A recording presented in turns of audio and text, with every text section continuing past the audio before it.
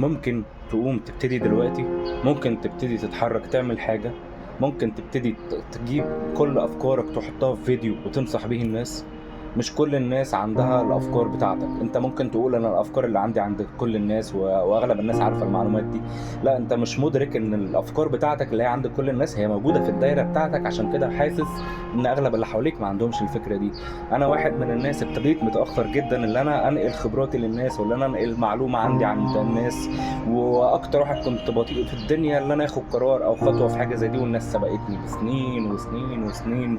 لكن لما كنت بشوف ناس ناجحه زي مثلا مديري من مديريني، كنت بقعد اتكلم معاه اقول له انت شاطر جدا، ابتدي اطلع اعمل محتوى عن الخبرات بتاعتك وانقلها للناس. الكلام ده كله كنت بقعد انصح بيه ومش بنصح بيه نفسي.